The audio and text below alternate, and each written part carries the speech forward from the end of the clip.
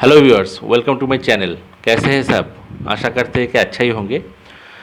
मैं इस चैनल में लोन रिलेटेड वीडियो देता हूँ। मतलब लोन आप लेना चाहते हैं, अगर आपका लोन कंप्लीट हो गया है लेना, उसके बाद ईएमआई देने में कुछ प्रॉब्लम हो रहा है, तो उसी टाइप का रिलेटेड वीडियो इस चैनल में रहता है। आशा करते हैं कि आपका काम का ही होगा। अगर आप लोन एक ग्राहक है, लोन लेके आप फंस गए हैं, कुछ प्रॉब्लम हो रहा है, तो बहुत ही काम का है।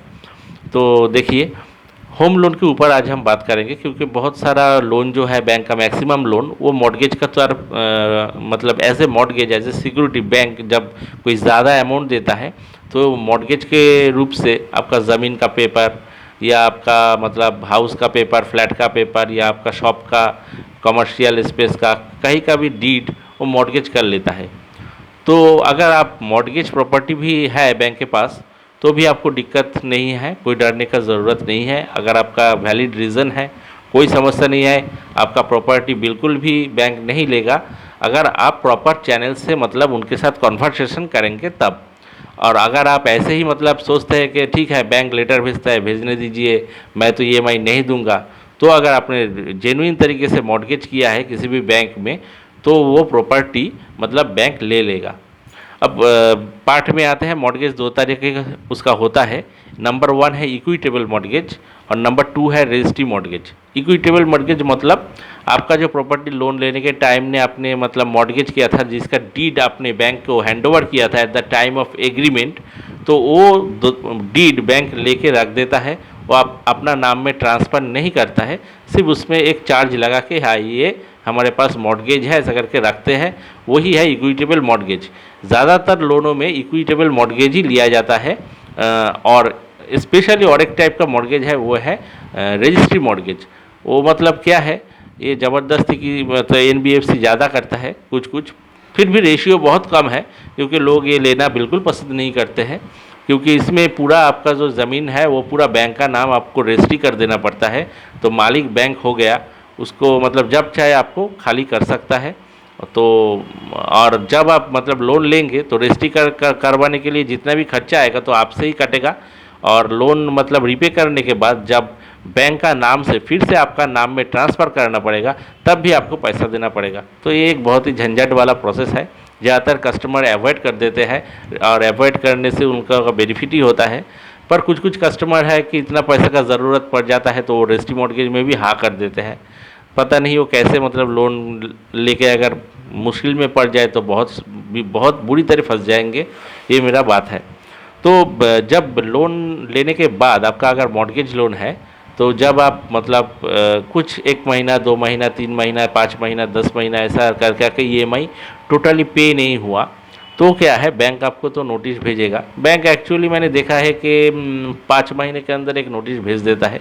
3 महीना भले ही उनका टाइम है, 3 महीने के पहले एक भेजता है, वो है डिमांड नोटिस। उसके बाद 13(2) का बोल के एक नोटिस भेजता है। 13(2) ए सारफेसी एक्ट, मतलब जो एक्ट बैंक को हेल्प करता है आपके प्रॉपर्टी उनके नाम करवा लेने के लिए, वैसा एक एक्ट का नाम है सारफेसी एक्ट, जो 2002 साल में मतलब लागू किया गया था।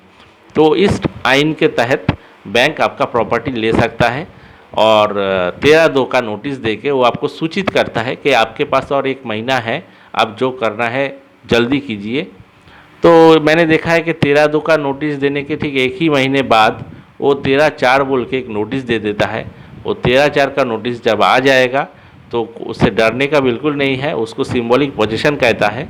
वो आके बैंक वाला क्या करता है, वो आके आपका किसी भी घर का दीवार में वो चिपका देगा।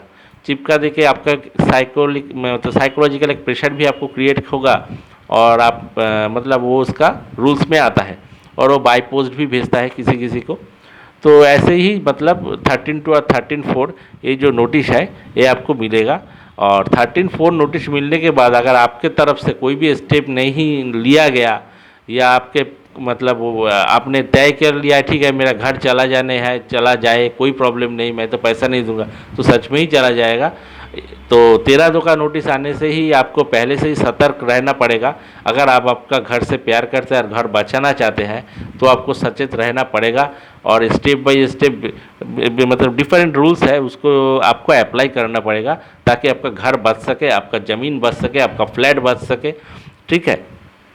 और आप खुद से एक मतलब बैंक वाला ऑफ़र देता है, अब अगर आपका हालत ख़राब है तो वन टाइम सेटलमेंट का बात बोलता है, ठीक है। और रिस्ट्रक्चरिंग का भी बात बोलता है, मतलब बैंक अगर देखता है ठीक है इससे कुछ पैसा आ जाएगा, इसके पास मतलब 10 लाख का लोन लिया है तो इसके पास अभी 9 लाख रुपया है, ये मतलब तुम 9 लाख रुपया दो तो एक बार में तुम्हारा 1 लाख माफ़ कर देंगे, ऐसा भी एक मतलब तरीका वो अप्लाई करता है। तो तरीका अप्लाई करने के बाद क्या करता है कि वो उसको वन टाइम सेटलमेंट बोलता है। और दूसरा है वो है रिस्ट्रक्चरिंग, वो आप अप्लाई कर सकते हैं कि मेरा तो अभी हालत ख़राब है, आप थोड़ा रिस्ट्रक्चरिंग करके दीजिए मुझे ताकि मैं लोन का ईएमआई चुका सकूं। और अभी मैं पहले मेरा ईएमआई था 5,000 रुपया, अभी मैं 3,000 करके दूंगा, आप ऐसा भी आप अप्लाई कर सकते हैं। तो ये दो तरीका हो जाता है कस्टमर का, अगर वो मतलब अनजाने में कुछ स्टेप ना लेते हुए भी ये दो स्टेप वो ले सकता है, बैंक को अपील कर सकता है। पर इसके अलावा भी बहुत सारा स्टेप है जो जिसका मतलब सही तरीके से इस्तेमाल करने के बाद कस्टमर का घर भी बच सकता है, उसका इज्जत भी बच सकता है, सुकून से भी रह सकता है, कोई दिक्कत नहीं होता है। तो आप पहले फॉलो कीजिए ये दो रूल, देखिए अगर आप पे सच में ही प्रॉब्लम है तो हमको कमेंट कीजिए, हम आपको मैंने ज़रूर प्रॉपर गाइड करेंगे। तो थैंक यू वेरी मच।